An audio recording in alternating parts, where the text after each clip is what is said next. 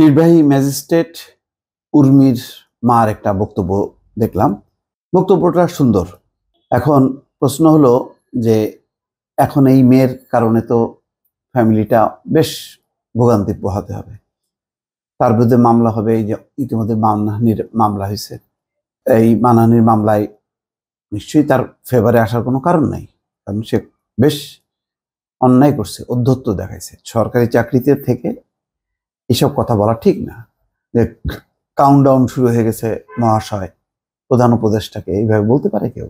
এই পর্যন্ত কেউ এরকম উচ্চারণ করার সাহস পায়নি, কিন্তু তিনি বলে ফেললেন। অথচ তিনি একজন বিসিএস কর্মকর্তা, নির্বাহী ম্যাজিস্ট্রেট, লালমনিরহাটে বাড়ি, ময়মনসিংহে, সিম্পল ফ্যামিলি।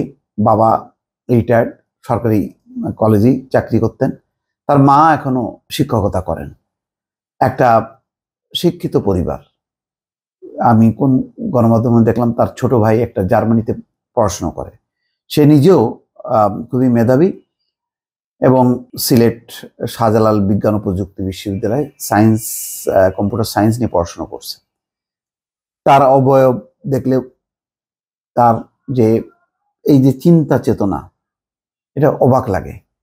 আসলে গত 15 বছরে আমার ধারণা যে শেখ হাসিনার শাসনে এমন কিছু তত্ত্ব, এমন কিছু তথ্য, এমন কিছু দর্শন মানুষের মাথা সম্ভবত নষ্ট করে ফেলছে। নতুবা এই শাসনের পক্ষে কিভাবে মানুষ কথা বলে?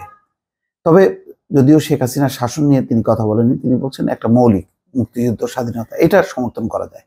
ওটা সমর্থন করতে যে জুলাই আগস্টের বিপ্লব, গণ অভ্যুত্থানকে অস্বীকার করা, এটা তো মারাত্মক। আবার দেখা যাচ্ছে যে তার মা বলছে যে 2018 সালে যে কোটা আন্দোলন ছিল, সেই কোটা আন্দোলনের সে সমর্থক ছিল, সেই আন্দোলনেও সে জড়িত ছিল। তাহলে 18 সালে কোটা আন্দোলনের পক্ষে ছিল, আর সেই কোটা আন্দোলনের পরিণতিতে এই গণ অভ্যুত্থান, এটাকে সে কেন অস্বীকার করছে? আমি এটা বুঝলাম না, এটা তো মিলল না।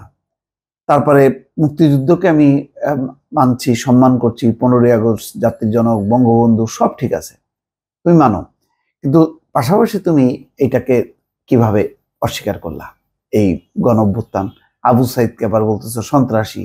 যে আবু সাইদকে যে নির্মম তার যে মৃত্যুর দৃশ্য, এই দৃশ্য দেখে সারা বিশ্ব হতবাক হয়ে গেছে, আর সে বলতেছে যে সে সন্ত্রাসী। তারপরে এটা বলছে যে মীমাংসিত বিষয় না, কিন্তু ওই মুক্তিযুদ্ধ মীমাংসিত, আর এটা তদন্ত সাপেক্ষ ব্যাপার, গণহত্যার অভিযোগগুলো। এটা একেবারেই মানানসই, মেলেই না।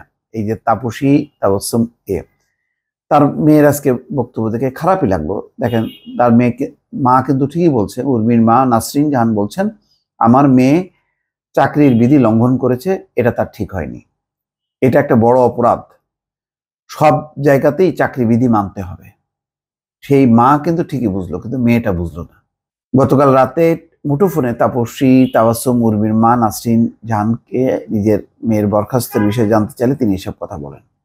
আর মেয়ে এত ছিল যে যদি চাকরি যাবে, তবু সে আপোষ করবে না, এরকম একটা তার বক্তব্য ছিল।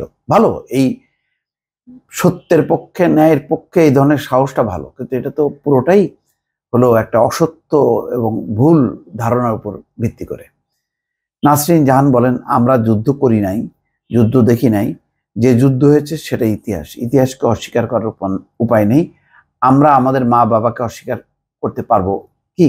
ভালো কথা বলছে। তিনি আরো বলেন, উর্মি ছাত্র জীবনে কোনো রাজনৈতিক সংগঠনের সঙ্গে জড়িত ছিল না, তবে 2018 সালে কোটা আন্দোলনে সম্পৃক্ত ছিল। তখন তার 40তম বিসিএস পরীক্ষা ছিল। সে শাহজালাল বিজ্ঞান ও প্রযুক্তি বিশ্ববিদ্যালয় থেকে কম্পিউটার সায়েন্স নিয়ে পড়াশোনা করেছে, সেখান থেকে মাস্টার্স করেছে। আমার সন্তানরা কোনো রাজনীতির সঙ্গে সম্পৃক্ত নেই, আমরা খুব সাধারণ জীবনযাপন করি।